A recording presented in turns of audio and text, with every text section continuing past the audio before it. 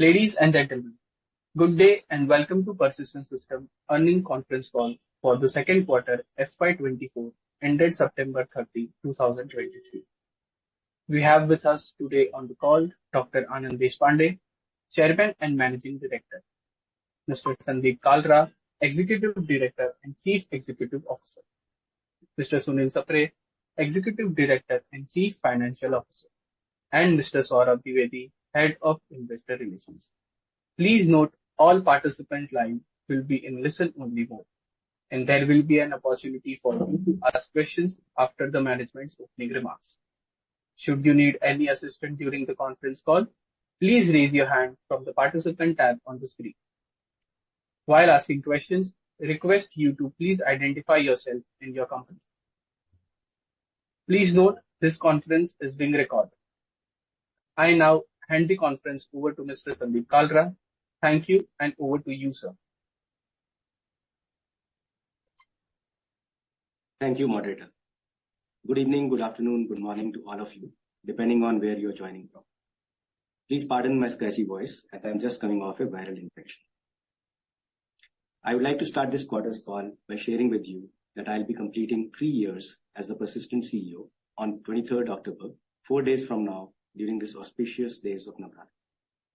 I'm grateful for the responsibility that was entrusted into me by Anand and the Persistent Board of Directors and the support and guidance I've enjoyed from them during this period.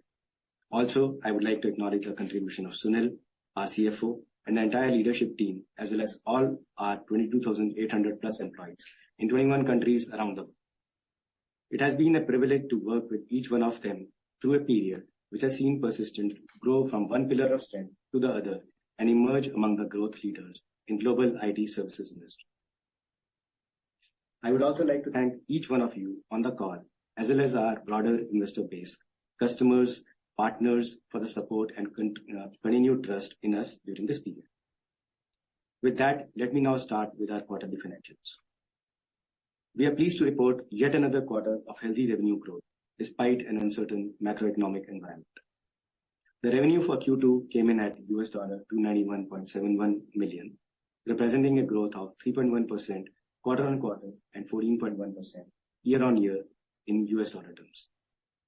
In rupee terms, this translates into a growth at 3.9% Q-on-Q and 17.7% on Y-on-Y basis. Coming to EBIT, the EBIT for the quarter came in at 13.7%. The EBIT margin declined 120 basis points quarter-on-quarter, owing primarily to the wage hike we awarded our employees from July 1, 2023. We gave an average hike of 7% offshore and 3 to 4% on-site.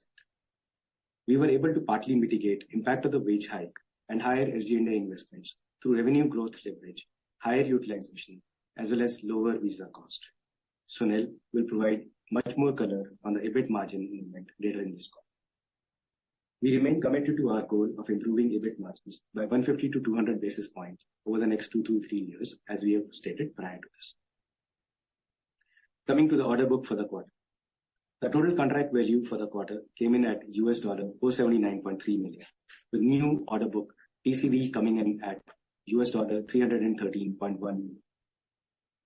The annual contract value component of this TCV is of the order of $315.9 million, of which the new ACV component contributed to $184.2 million. The order book number for the quarter includes some of the deals filled from the last quarter, as we had alluded to in the last earnings call. While the demand environment remains uncertain, our razor-sharp focus on staying close to our customers and focus on large deals, aided by our healthy order bookings in Q2, has remained steadfast in our growth journey.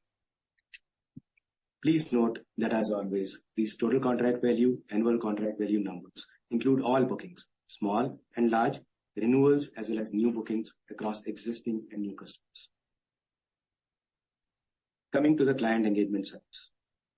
We witnessed healthy growth among various client buckets, with our top 5 customer revenue up 4.5% Q-on-Q, top 10 up 2.8% Q-on-Q, top 20 up 3.4% Q-on-Q, and top 50 up 3.7% Q-on-Q. As you would notice, our top 50 customers is a portfolio of our marquee relationships, delivering a secular growth quarter-on-quarter. In this quarter, the portfolio of the top 50 customers delivered 3.7%, which is better than the overall revenue growth of the company. The progression of our customers across various engagement sizes continues with a total of 175 customers in the greater than 1 million bucket in Q2, an increase of 8 over Q1. I am happy with the entry of new customers in the 1 to 5 and greater than 5 million buckets, which are likely to scale up further in future quarters. As you would notice, there's a growth in customer count in all categories other than greater than 20 million and less than 30 million bucket, where the count reduced by 2 due to movement of 1 into the higher category and 1 into the lower category. This is normal given certain amount of project ramp-ups, ramp-downs across quarters. In terms of geographical breakup, North America revenue grew in line with the company average at 3.1% Q-on-Q in USD terms, while India revenue grew by 1.3% Q-on-Q, and Europe revenue came in at 0.3% Q-on-Q. Rest of the world revenue was up 41.8% Q-on-Q on a low revenue base. Coming to the people front. In Q2, our total headcount stood at 22,842 as of September end. This is a decline of 282 FTEs from Q1. While we gave industry-leading wage hikes in FY24, we also took suitable measures in line with our stated policy for the bottom performers within our employee base. The gross hiring overall was a little lower than the total exit of employees in Q2, which led to the decline in employee headcount, leading to better utilization. We carry significant dry powder in terms of talent to be able to deliver to the growth that we aspire for and in line with the bookings that we've done. In terms of freshers, we onboarded 277 freshers in Q2, and we will focus on their deployment and existing bench while hiring for critical skills laterally based on project requirements over the next several quarters as we move ahead. The blended utilization for the quarter came in substantially higher at 80.6% compared to 78.3% in Q. This was aided by volume growth and decline in net headcount. We continue to focus on increasing utilization of our existing employee base while adding lateral hires to augment for critical skills. The trailing 12-month attrition for the quarter came in at 13.5% compared to 15.5% in Q1. The attrition has come down to a comfortable band compared to the last several quarters. The decline in attrition should nonetheless be seen in the context of general moderation in hiring across the sector and positive outcomes from our employee value-related interventions. Moving on from operational metrics to certain other strategic highlights for the quarter. First, on generative AI. As a testimony to the generative AI focus that we have had over the last several quarters and the various investments we have undertaken, we today have some exciting Gen AI customer stories to share. To give you some examples, we worked with a sports technology company that provides motion analysis and performance insights to athletes through an app-based biomechanics coach. This is aimed at providing personalized insights and recommending specific actions to the athletes. Persistent leveraged the Gen AI technology stack encompassing AWS Bedrock, Titan, and LangChain to help analyze the unique and large database of 350 million baseball and golf swings data and give personalized insights summarized for its user in an intuitive way, ultimately helping the user fine-tune their skills and become better at their game and analyze the game in real time. This solution will also allow our customer to expand their addressable market beyond elite athletes to mainstream users and unlock newer streams of revenue through tiered service offerings. We recently engaged with a Fortune 200 molecular diagnostics and technology solutions provider to address the productivity challenges in writing clinical study protocols using historical protocol documents, other internal content, and information available in public domain. The clinical study protocols, for everyone's reference, are comprehensive documents that outline detailed plan for conducting a clinical trial or a research study, and this work was currently being undertaken by a 100+ people team, largely through a manual process, which was time-consuming and also prone to errors. To address this issue, we leveraged a Google Vertex-based custom Gen AI solution using advanced natural level processing and information retrieval. The solution is helping the customers streamline the protocol creation process and reducing the time requirement by up to 90%, thereby enhancing the productivity of the team, while at the same time enhancing the quality and giving time to market benefit for the customer. The quarter gone by, we also worked with a top-tier biotechnology firm, which was looking to modernize its image processing application that captures images from various kinds of medical instruments. Typically, in such scenarios, the development team would manually study the source code base and have experts translate that to target technology stack and test the application. Persistent, using our Wingmate accelerator, an innovative integrated development environment, an IDE in technical terms, an extension that seamlessly merges traditional coding practices with the groundbreaking potential of Gen AI, powered by Azure OpenAI, was tuned to automatically understand the legacy source code, build the test suite, and ultimately migrate the application in 30% less time compared to the manual approach. This approach also helped our customer in de-risking themselves from the labor shortage on legacy skills and open a wide array of possibilities to accelerate their modernization journey across various enterprise applications. Coming to Persistent as a Gen AI customer zero for ourselves. Embodying our commitment to innovation, we are integrating Gen AI through the various facets of our own organization, delivering new internal efficiencies and enhancing the employee experiences with intelligent solutions. Let me give you a brief overview of a few of these case studies. iBot, which is Persistent Intelligent Bot, is a digital assistant powered by Azure Cognitive Services and OpenAI that houses all company-related policies, processes, and brings curated guidance to our global employee base based on the geographies they operate from. This platform provides a single window to all enterprise interactions like timesheets, leave management, internal service requests, personalized learning path suggestions, skill progression, among others. This is geared towards enhancing employee experience while reducing the dependency on shared HR services and the likes. Leveraging this, any Persistent employee can seamlessly access any information needed for their day-to-day working and undertake several workflow actions without the need for any human intervention. Moving on to another example. Smart QMS is our internal quality management platform powered by Gen AI and Azure Cognitive Search, ACS. The Smart QMS enables our developers, project managers, and architects to access engineering frameworks, Persistent proprietary tools, and other processes and knowledge assets across the organization. This platform is currently being used by more than 5,000 employees to reuse 1,500 plus assets across the organization.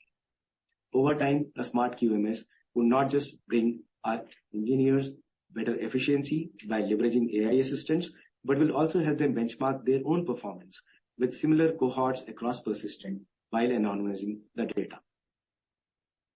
We'll continue to take best practices that we learn from these internal projects to not only become more efficient ourselves and deliver better services to our customers, but to also take these as assets into our client Gen AI engagements. On to management updates. In line with our growth aspirations, we continue to add muscle and fortify our management team with the inclusion of several well-respected industry leaders. We welcomed Rajiv Sodhi as our Senior Vice President for Hyperscaler Business and Strategic Alliances based out of Seattle, and Ayan Banerjee as Chief Strategy and Growth Officer based out of Gurgaon. Rajiv joins us from Microsoft after spending 16 plus years in various leadership roles across the US and India. Rajiv will be responsible for managing our 360-degree relationship with Microsoft, Google, and AWS, as well as overseeing the strategic industry and technology alliances for us globally. Ayan joins us from Answer, where he was our president, prior to which he was managing director and partner at Boston Consulting Group, BCG, leading their transformation practice within India. With more than 30 years of experience across consulting and operational roles in large enterprises, Ayan will drive Persistent strategy as we charter our journey towards our $2 billion goal and beyond. On to strategic investments. At this point in time, all our earlier acquisitions are fully integrated and deal wins are also fructifying through the combined capabilities of Persistent and our acquired entities. We are once again active on the M&A front and will report progress on this front as we make significant progress over the next several quarters. Coming on to the administrative side. On the administrative side, we inaugurated a 250-seater office in Kolkata, West Bengal, in our continued efforts to reach out to locations where our employees are based. We are also in the process of opening new offices in Chennai and Cochin, and also expanding our facilities in places like Noida and Hyderabad.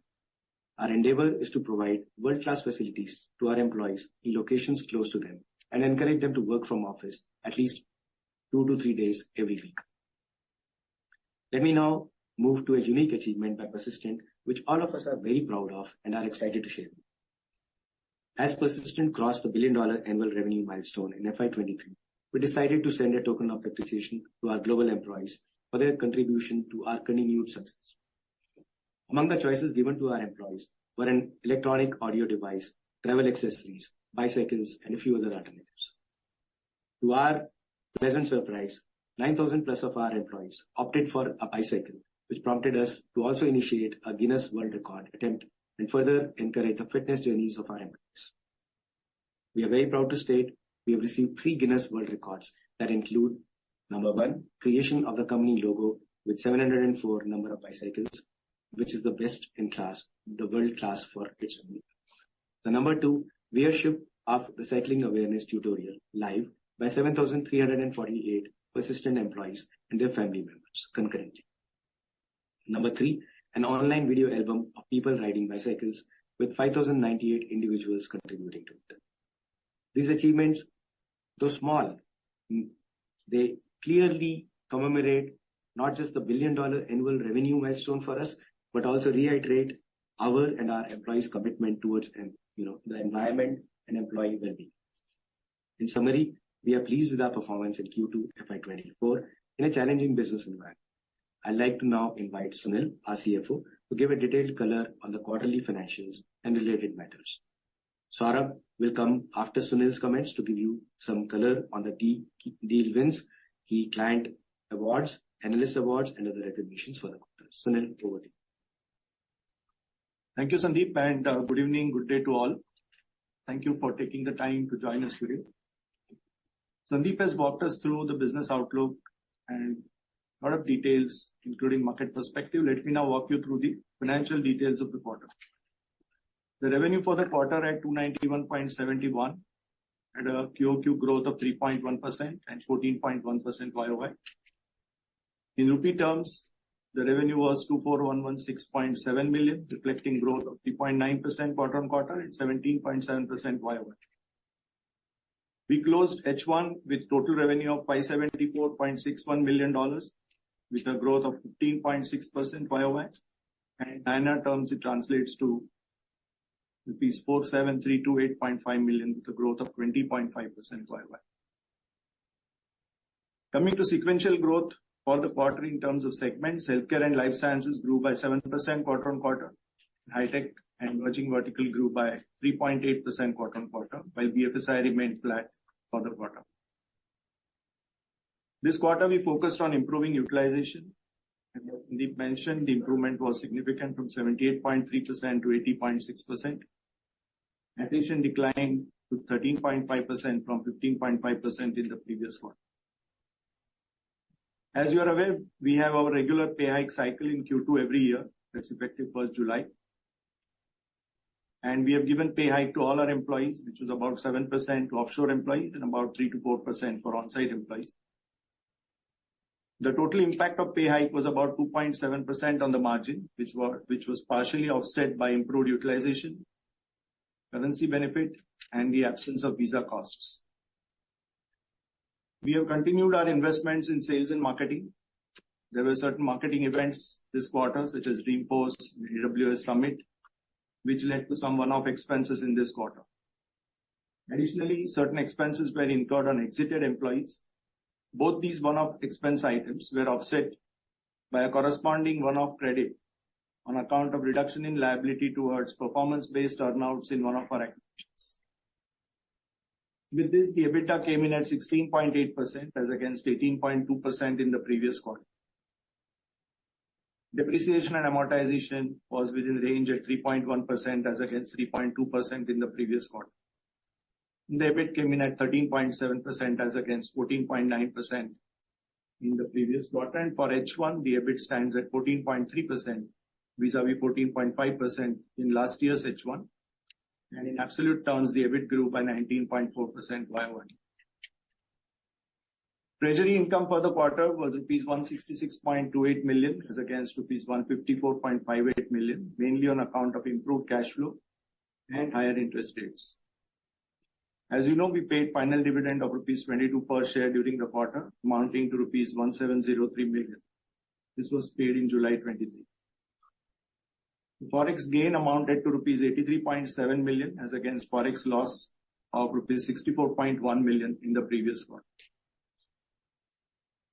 Profit before tax for the quarter was rupees 3557.6 million at 14.8% as against 13.2% in the previous quarter. And this is essentially because of one-time expense we had in the previous quarter towards $1 billion celebration expense. ETR for the quarter was at 26% as against 25.5% in the previous quarter. PAT for the quarter was rupees 2632.7 million at 10.9%. For H1, the PAT came in at 4920.4 million at 10.4%. Excluding one-time expense in Q1 on $1 billion milestone celebration, the PAT for H1 was 11.2% vis-a-vis 11% in H1 of last year. EPS for the quarter was rupees 35 as against rupees 30.5 in the previous quarter. ROCE for the quarter was 30.2% as against 30.4% in the previous quarter. The operational capex for the quarter was rupees 355.63 million. We continue to invest in facilities as more employees are coming back, as well as we also invested in IT systems for the company. Cash conversion for the quarter was strong at 119% of EBITDA, and for H1, OCF to EBITDA stands at 0.55 vis-a-vis 0.54 in H1 of the last year. We are working towards OCF to EBITDA of 0.7 for the whole year. Total cash and investments were rupees 15,683 million as at 30th September as compared to 14,093 million at the end of June. DSO came in at 66 days, 1 day reduction as against 67 days in the previous quarter. Forward contracts outstanding at the end of the quarter were $240 million at an average rate of 83.92 per dollar. Thank you all. I wish you a happy festive Navratri, and I now hand over to Saurabh, who will take you through key deal wins and awards and recognitions for the quarter. Thank you, Sunil. Let me begin with software, high-tech and emerging industries, our largest vertical. Persistent was selected by one of the largest communications technology conglomerates to undertake product engineering and customer support for a cloud-based security platform that limits access to all applications based on endpoint device as well as user risk profile. Persistent has been rewarded with engineering work on this core platform based on its excellent performance in other tracks. Persistent was selected by a leading media technology company as a strategic product engineering partner for its order management platform, which is used by clients of this media company for outcome-based advertising. Persistent is also an exclusive partner for the data strategy and migration of customers' applications to Google Cloud. Persistent was selected by a leading provider of engineering data and technology solutions company to establish a greenfield IT setup and provide managed services over a 5-year period. This entity is a newly formed organization as part of a carve-out done by a leading private equity firm from a leading global provider of business and financial information services company. This deal also involves Persistent leveraging its intelligent IT operations framework alongside components from hyperscalers and leading technology vendors. Coming to banking, financial services, and insurance. Persistent was selected by a US-based multinational financial services and wealth management company to provide platform engineering and support services for its data stack, including big data, business intelligence reporting, and data governance. Persistent was selected by a leading US-based insurance underwriter to build its InsurTech platform and be a strategic partner across technology initiatives such as data analytics, application development and support, business intelligence, business intelligence, and DevOps. Persistent was selected by a leading US-based financial software company to modernize and manage its identity management platform, which will be used as a horizontal platform across all software products of the company to manage authentication, authorization, life cycle of users, and their personal and contact information. And finally, within our healthcare and life sciences vertical, Persistent was selected by a leading Fortune 500 company in the healthcare domain to undertake modernization of its data roadmap across consumer applications in domains such as clinical solutions, medical networks, enterprise and pharmacy customer support, claims and payment integrity, and revenue cycle management. Persistent was selected by a leading company in the precision oncology domain to build laboratory information management system as well as provide other product engineering services to enhance its existing cancer detection platform. Persistent was selected for its demonstrated experience in genomics, laboratory information systems, and deep capabilities in data analytics domain. Persistent was selected by a leading player in the radiology imaging services domain to build a cloud-based picture archiving and communications platform, including a call center management system to transform patient engagement. Persistent was selected on account of its intelligent digital engineering platform for code evaluation, Extensure, as well as rich pedigree in product engineering, data, cloud, and compliance-related expertise. Moving on to the awards and recognitions for the quarter. Q2 saw us get continued recognition from industry-leading analyst firms and associations. To mention a few, Persistent won the Golden Peacock Award for Excellence in Corporate Governance for the year 2023. Persistent was named as a challenger in the 2023 Gartner Magic Quadrant for Public Cloud IT Transformation Services, ahead of a number of larger peers. During the quarter, Persistent also achieved Premier Tier Services Partner status in the AWS Partner Network.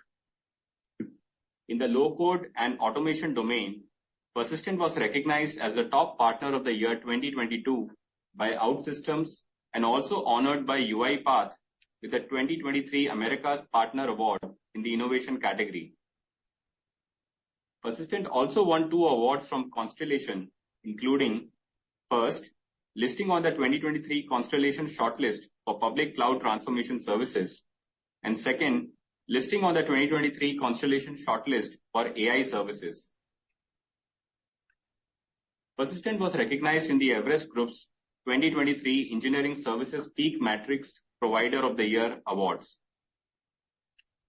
And finally, Persistent was listed as a Breakthrough 15 provider in the 2Q 2023 ISG Global Index for the second consecutive quarter. This completes the section on key events and awards and recognitions for this quarter. Thank you, and back to you, Sandeep. Thanks, Saurabh. In summary, we have continued to deliver top quartile revenue growth and robust deal wins in Q2 despite a difficult macro environment. We are proactively staying closer to our clients, aiding them in prioritizing their technology spend towards cost optimization and transformation. I'd like to thank each one of our team members globally who have persevered through the uncertain macro conditions and delivered yet another good quarter for us. Our decision to continue with our normal wage increase cycle and pay out more than 100% in our corporate performance bonus across board in this environment is a testament to our gratitude to our employees for this effort. With this, I would like to conclude the prepared comments and would like to request the operator to open the floor for questions. Operator. Thank you, sir. We will now open the call for Q&A session. We will wait for a few minutes until the queue assembles. We request participants to restrict to 2 questions and then return to the queue for more questions. Please raise your hand from the participant tab on the screen to ask questions.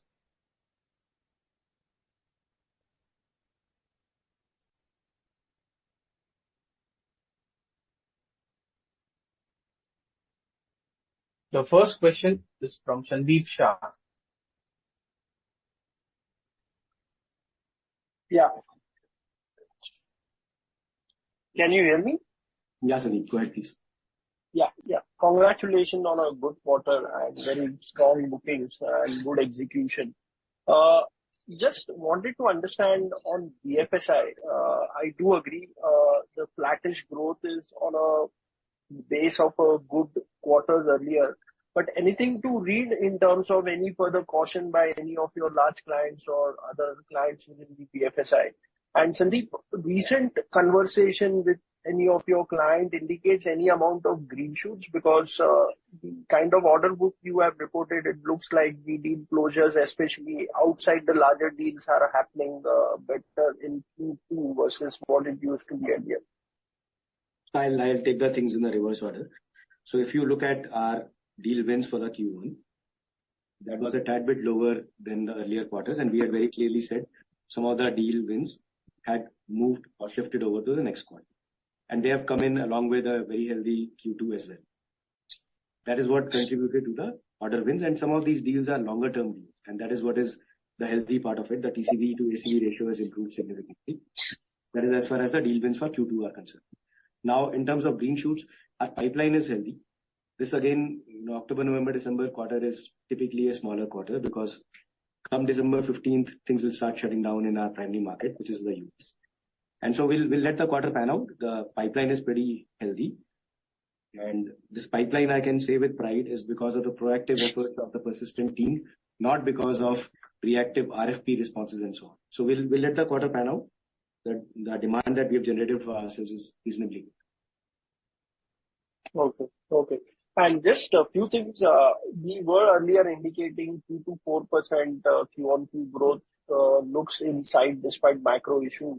Do you stand by even for the second half for that number? And also, we were earlier indicating a flattish EBITDA margin for the full year of FY24. How do you see that statement in post the Q2 result? Sure. So the guidance part is a very interesting part. We always said we don't give forward-looking guidance, and then we were boxed into 3 to 5, 4 to 6, whatever it is. Now, from our perspective, we give among the richest data points in the industry. If you look at our data points, we are announcing the TCV wins, ACV wins, TCV new. So you can pretty much see what is the renewal. ACV new, you can see what the renewal is.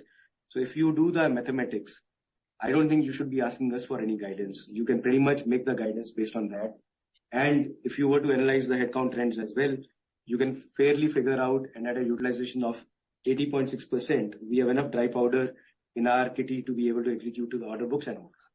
So from here on, I would restrain ourselves from, getting to the trap of giving any kind of a guidance. We never used to, and then we got into this whole thing by media and others. And a number of you yourselves have guided us not to give any kind of guidance. So we will refrain from giving guidance. All we will say is this is the 14th sequential quarter of strong growth. And if you look at our order wins, they're pretty good. And they should give you a good analysis if you were to analyze the ACV versus our revenue outflow. And I'll pause there. As far as EBITDA, EBIT, etc. is concerned, look, our first order of business is to make sure that we come in at the same levels as the last year. Obviously, quarter to quarter, there are puts and takes. There are quarters where we give wage hikes. And when we give wage hikes, the margin comes down. Then we again work through operational efficiencies and revenue growth to bring it back. And that is a historic track record. We have been able to do that. And we are reasonably confident we should be in that direction. Balance will let the performance pan out, whether it is our revenue, whether it is our profitability. And you should look at our historic last 14 quarters plus. So that's where Okay. Just last thing on furloughs, do you expect higher than normal furloughs? Because some of your peers have called out that. Yeah, we are expecting furloughs to be in line with every other year. Every other year, there are a few companies, especially the larger ones on the banking side. There are a few others in BFSI. And then there are a few in tech segment which are known for these furlough trends. That is the trend that we are seeing this year. Even if it is a little bit here or there, that should not necessarily be beyond the seasonality, whatever it is. But we'll again let the quarter back. Okay. Thanks and all the way. Thank you. Thank you. The next question is from Vibhor Singhal.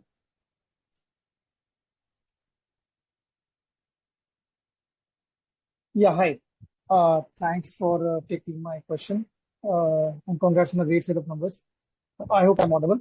Sandeep, great performance again. I just wanted to get some points from you on the high-tech vertical. I think the high-tech vertical overall, for our competitors, I know our business is different from the competitors, but it has not been doing that great, maybe apart from one who's seen green shoots in the last 2 quarters. How are we seeing the high-tech vertical? Of course, it's been growing very steadily. How are we seeing the high-tech vertical play out, let's say, in the next 2 to 3 quarters? And also, many of the hyperscalers and the high-tech companies, do you believe the layoffs at their end, we could be coming to an end for that, and they themselves could be more confident of their overall business environment so as to be able to give us more business? Sure. So there are multiple things there. So as far as the high-tech vertical is concerned, a number of our competitors are predominantly players in the IT segment. We have the biggest strength in our industry. I would tend to believe we are among the strongest in engineering in the high-tech segment, which is the heart of that engine. And then we have developed good capabilities on the IT side as well. So our growth, if you look at it, is a combination of furthering our inroads on the engineering side in our customers, as well as winning a number of deals, especially in the high-tech segment in terms of carve-outs, where we are becoming specialists in doing, the stand-up of new carve-outs by large to mid-sized private equity from larger firms. So a combination of our progress and including the new tooling that we are doing on GenAI, we are much ahead of our competition in this segment. So I would tend to believe high-tech will continue to be a good growth engine for Persistent for times to come compared to the competition. Now, in terms of the hyperscaler side of it, look, I can't tell who's going to do what layoffs when and when they are going to stop. All we can say is the market overall, the hyperscalers are also trying to bring their own set of growth engines, whether it is their GenAI forays. And GenAI, look, while people look at GenAI and think of, OpenAI or, Bedrock or Titan, these are pinnacle, activities. These are tip of the spear, but they drive a lot of pull through in getting an enterprise ready from a data perspective. That also provides a lot of pull through from a cloud perspective. So overall, these hyperscalers, they are on that journey, and I'm pretty sure that is spawn of a good amount of work for people like us who are riding that wave with them and are ahead of the others. So there is good amount of work that can come over the next several quarters and years on that. Got it. Thanks a lot for that detailed explanation. Just my second question on the top client. I think this quarter, the top client again grew, but I think the contribution that we saw from the top client towards our overall growth was to a good surprise, or much lower than what the high concentration that we had in the last 2 quarters. And prior to that, of course, we had been talking about gradually the top client ramping down. So is this quarter's performance in line with the roadmap that we have planned for the top line in terms of how they will grow and how will they become and where will they end up being as part of our overall business? We are very pleased with the way our relationship with the top client is panned out over the last many, many years. And even in the last several quarters, we went through a small hiccup and we are back on it.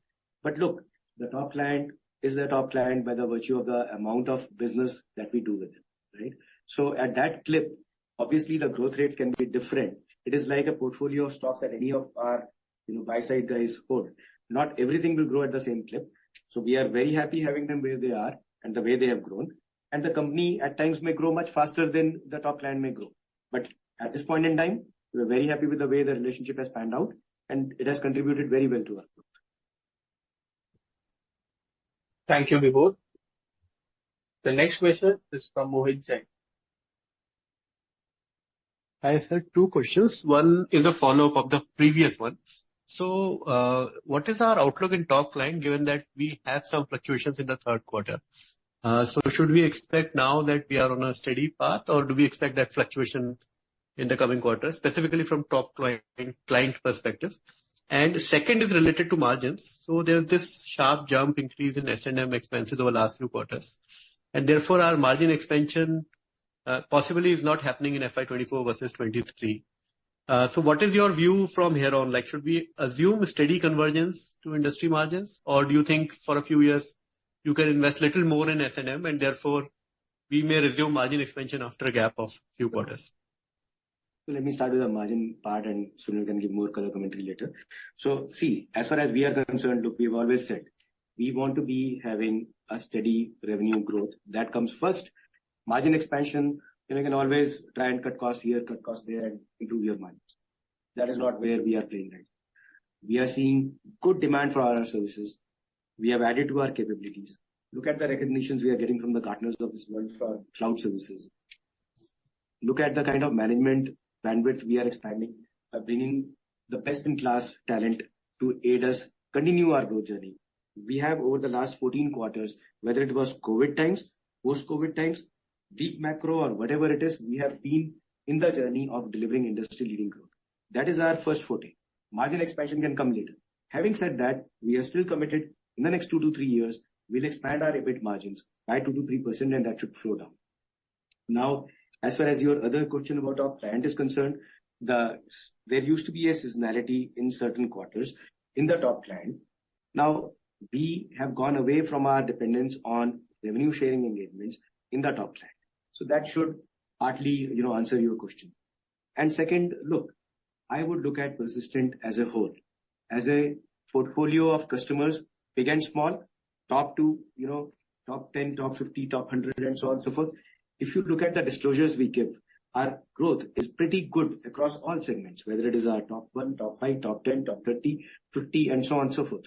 So I don't think anybody should worry. It is like if you are investing in a portfolio, the portfolio is doing very well. Sometimes one customer may do better than the other. That's okay. And not every customer will fire every quarter at the same time. So overall, that's my commentary. Right. So, sir, just for my understanding, so you are saying 3Q seasonality that we have seen in the past may not happen given that we have moved to a linear relationship with them. That's the right understanding. Perfect. Thank you, sir, and all the best. Thank you. The next question is from Dipesh Mehta. Thanks for the opportunity. 2 questions. First, just want to understand if you can provide some demand trend what we are witnessing in BFSI and healthcare, which obviously help us to get some business outlook also for those 2 verticals, and any sub-segment if you see area of strength and area of weakness in those 2 buckets, that would be helpful. Second question is about deal win. Now we have a good deal win quarter, partly benefited from some of the slippage which we have seen in Q1. But if you can provide some quantification in terms of quality of deal and other things, that would be helpful. Thanks. That's a lot of questions in that, but let's try. So if you look at the segments like healthcare, so where we are seeing more traction over the last several quarters is the payer segment. And in the last quarter, we also saw a pretty good conversion in the scientific instruments and medical devices segment. There are 4 segments that we deal with as Persistent: payer, provider, pharma, and scientific instruments, medical devices.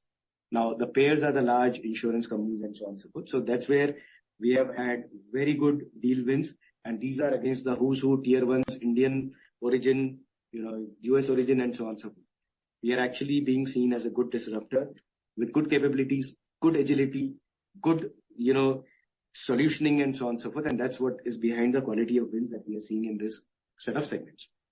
Now, in terms of BFSI, again, there are customers that we have in the tier 1 banks, the tier 2 banks, and then there are the regional banks. Then we have financial services organizations, we have insurance companies, insurtech, and other fintech. Where we have seen a good amount of traction also is where people are looking a little fatigued with the tier 1 providers. Wherever there are renewals coming up and they are doing a rebid, we are being brought in as a disruptor. And I'm proud to say the small team Persistent, $1 billion company is winning against $10 billion, $20 billion, $30 billion companies. And that's where we are gaining market share in newer customers and even in some of our existing customers. I hope that gives you a color commentary. I would want to keep confidentiality of customers. That is where the wins are. And our pipeline, again, continues to be good across these segments. Dipesh, hopefully that answers. Yeah, and second question about deal win, if you can give some qualitative comment about. Yeah, so I was talking about deal wins as well. So overall, the deal wins, if you look at it, the spillover that happened was not necessarily the reason for the TCV being bigger. TCV is bigger because a number of these deals, let's say, for example, the payer segment deal win that I talked about. This is nearly in the range of $75 to $100 million TCV. The deal wins that we talked about in terms of carve-outs, these are carve-outs where we are standing up greenfield IT. There are multiple of these deal wins we have had. And these are the marquee logos that we have won against, the who's who in terms of, the potential competition. The competition here was in one of the cases, multiple tier one of our, competitors. And these are deal wins where we are setting up the greenfield IT for organization and then doing managed services for 5 years. And these are sometimes even run by the partners of this world and so on. So hopefully that gives you enough color. Great. Thanks. Thank you. The next question is from Rishi Junjunwala. Yeah, hi. Can you hear me? Yeah, Rishi. Great. Thank you for the opportunity. 2-3 questions. Firstly, over the past 12 months, as you've seen demand slowing down across the industry, I just wanted to understand what has been your experience in terms of the ACV getting converted into revenues. Has that been complete 100% or have we seen, delays in that? And the reason we are asking that is, while you rightly mentioned that your disclosures on the ACV, TCV are, among the best, it would just help us in understanding how the deviation could potentially be if the macro remains the way it is. You want to ask the others as well? I'll do one by one. Okay. So Rishi, see, you're right. There is a certain amount of delay that you would have noticed from even our other peers as well, and everyone has a different dynamic. So I will not comment on their dynamic. In our case, we are seeing if the earlier leakage was less than 10% in terms of the full year conversion, today it is much more. It can be in the range of, in some deals, even 10 to 15%, and in rare cases, a little more than that. So there is definitely more leakage because there is a delay in terms of what is signed and what is actually getting, delivered because of the customer own delays and so on. So the ramp up that you would see is a little bit more protracted as compared to the earlier years. But it's only a matter of time and not, the quantum getting reduced, right? Yeah. So I want to be respectful of the time on this call, but when you talk of ACV, at least in persistent, we talk of the revenue conversion for the next 12 months. So if the ACV is $100 for the next 12 months and we are able to convert, let's say 85, in our terms, 15% is leakage. It can shift whatever it is, but usually, that is the way we are looking at it, at least the way we are announcing it. Understood. The second question is just on, capacity or supply, right? I mean, our hiring has clearly slowed down. We are focused on improving utilization. So what level of utilization do you think, from which we will start hiring back again in line with how our revenues are growing? So look, we are not going to be throttling hiring just to bring the utilization down. But in terms of an aspirational utilization, our aspirational utilization is in the range of 83% to 84%. And we have done that in the past. And for every percentage of utilization, it creates an impact of 30 basis points to our PAT. So that is the equation, right? Understood. Just quickly, on this capital payout, right? Capital return in terms of dividends and all. Historically, our numbers or payout ratios have been lower or in the bottom half of where the industry has been. But we saw some increase in FY23. With the kind of cash buildup that we are seeing and potentially large part of the acquisitions behind us, is there any intention to increase the payout ratios in this year and going forward? Yeah. So Rishi, look at it this way. We are focused on the total shareholder return. The total shareholder return can come through the capital appreciation and the dividend payouts and everything else. So if we grow at the top clip, that provides another way of, value for our investors. So if we are not able to do further acquisitions over a period of time, we'll revisit this. But for now, our dividend policy remains what it is. We gave a one-time, special dividend because of the $1 billion. We are committed to making sure we use the capital prudently towards enabling growth in areas where we need to build capability inorganically. That is where we'll use the excess cash. And if we are not, as I said earlier, we'll return it. Okay. Thank you. All the best. Thanks. Thank you. The next question is from Kawaljeet Saluja. Yeah, hi. Thanks a lot, and congratulations on a reasonably good quarter. A couple of questions. First is that what directionally gives you comfort on improvement in profitability, let's say, over the medium term, given the fact that, let's say, in FY24, you struggled to expand your margins and, the labor market in this year has been as benign as it can get. And you have also consumed a fair bit of the so-called perceived levers. So directionally, what gives you that comfort on profitability improvement? That's the first question. Sure. So directionally, if you look at it, this has been a year which is not a normal year. This has been a year where if we had to close $100 in bookings, we had to generate maybe $200 or more in pipeline. In a normal year, for $100 in bookings, maybe $150 in pipeline, qualified pipeline, would have been good enough. So the amount of sales effort, the amount of sales and marketing effort that we have put in is far more. The choice was, don't put that sales and marketing effort, let it degrow. And that was not a choice as far as we are concerned at Persistent. We have worked very hard to bring a discipline to the growth engine. And that's where we have invested in the right places, whether it is our SG&A, whether it is anything related to our employee hikes.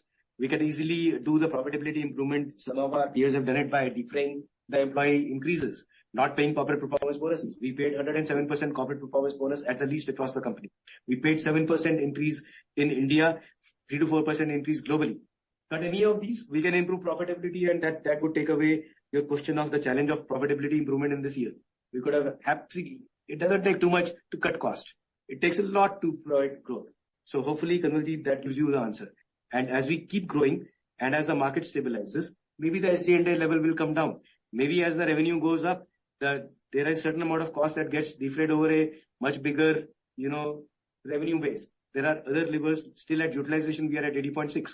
If we are at 83.6, the 3% yields 1% right there, 90 basis points. I just said 30 basis points for every 1 basis point of utilization. So we are not done yet, and we are very inefficient as a company. We still have a lot of things to do.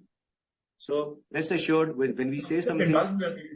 Just indulge me a little bit, Sandeep, over here. Let's say you never get a perfect year. In every year, there'll be some challenge or the other, right? You never get a perfect year. I mean, you could have... there is the sales and marketing leverage. I take your point, but in your view, is that enough? So I want to be respectful of the time. We have 8 minutes on this call, and I'll be happy to have an offline discussion with you. But I can tell you with confidence, if we correct our inefficiencies and if we keep growing the way we are growing, there's enough to be done to improve the profitability, and we can and we will try and achieve the things that we have said. Fair enough. Now, the second question is that, next year, none of us know what's going to happen on the macro, but let's assume that was a recessionary environment. How do you think, let's say if you're a CIO if you're a, large organization, how would you go about prioritizing your spends? And, what type of vendors would you prioritize/deprioritize? But more, how would you prioritize your spend? So what goes through the funnel? What gets canned? Yes. Assuming it's a recession next year. Yeah. So look, assuming it's a low year next year, obviously everyone would first try to see which are the most critical projects that you need to do. The good to have projects will definitely be delayed or put on the back burner and so on. Second, on the keep the lights on, how much can you squeeze? How much can you get from there into the, hopper of doing the projects that you wanted to do? And the vendors that you want to have are the people who can bring the next generation technologies to be able to squeeze out wherever you want to squeeze and to be able to accelerate where you want to accelerate faster, better, cheaper than some of the vendors that you are fatigued with. And that's where you will possibly have more opportunities for a Persistent of this world to rise and shine as well. Okay, fantastic. Thank you so much and all the best. Thank you.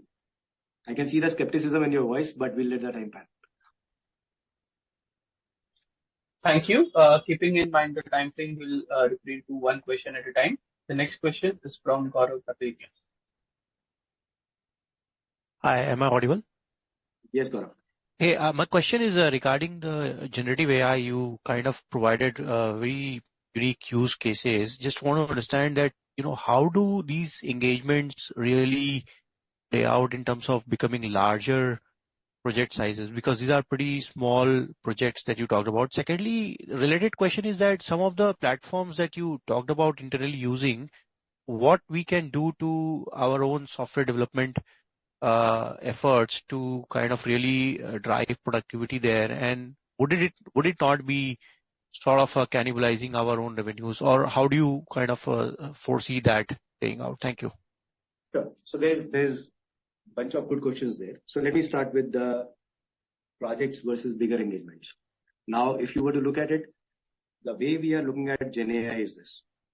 Right now, we are engaging our customers in as many discussions as we can, because that's also a learning ground for us in different use cases in different industries.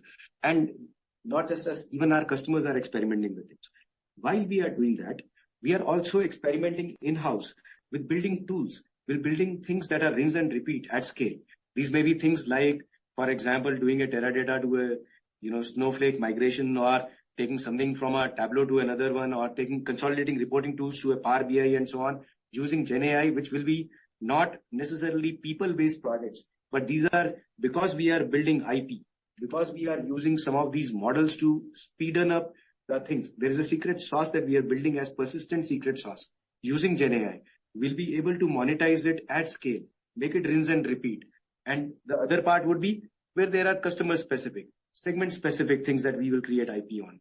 And there are then custom projects that we will do. So all of this is going to flow through, but there's a good think tank of 150 engineers in Persistent, which are working on Persistent specific secret sauce that will enable us to differentiate in GenAI and not become commoditized even in GenAI.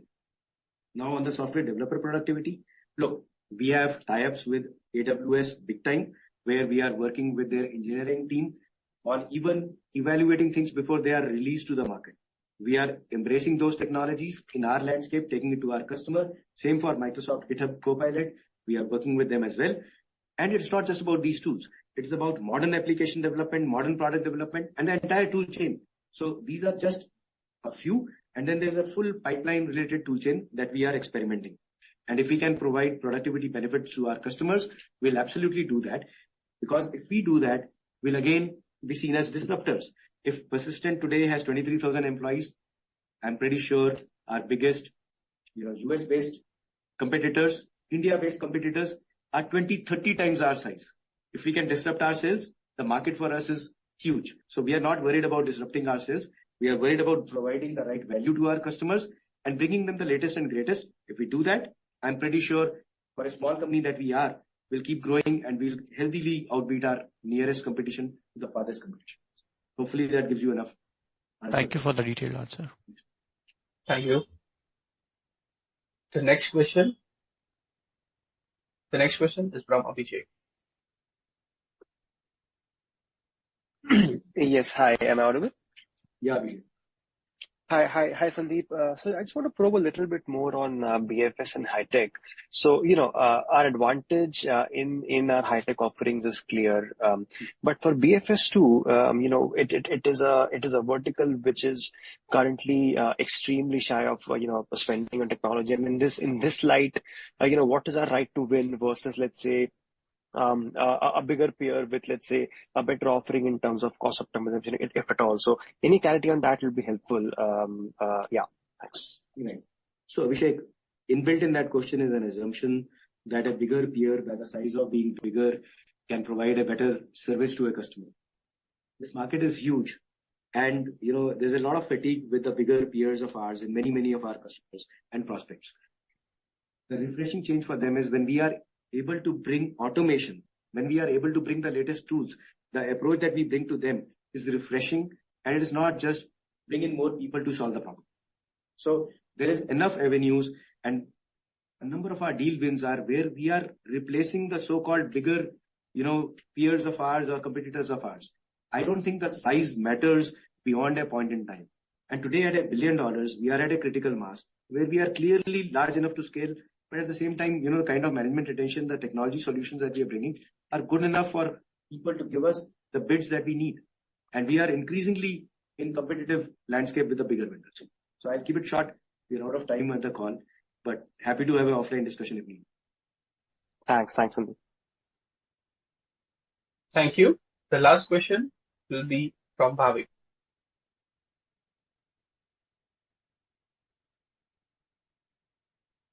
Am I audible? Bhavik, loud and clear. So just one question. You talked about the delays in deal conversions in terms of revenues, but is there also a delay in conversion of the deals itself in terms of decision making by clients, which could have pushed out deals to further quarters as well? Or what do you find one? Yeah. So that is exactly what happened, and even in your note you mentioned that. So if you look at it, that is exactly what is happening.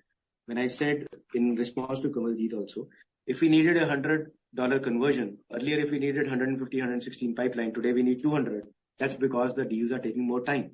Sometimes they are getting delayed even at the last minute. So yes, in short, that is happening, but that's where we have to double down more and keep our head straight and work.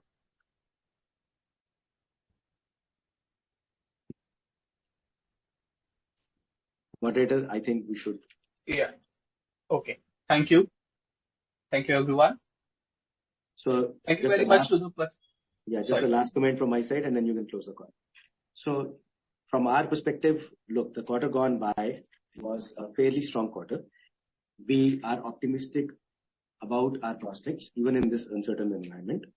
As we watch the uncertain environment, we are staying close to our customers. We aspire to maintain the industry-leading revenue growth. And with Navratri and Diwali around the corner, we would like to wish everyone on this call and their families a safe and happy festival season ahead. We look forward to connecting with you again in 3 months' time. Thank you. Thank you very much to the Persistent management. Ladies and gentlemen, on behalf of Persistent System Limited, that concludes today's conference. Thank you for joining us, and you may now disconnect your lines and exit the webinar.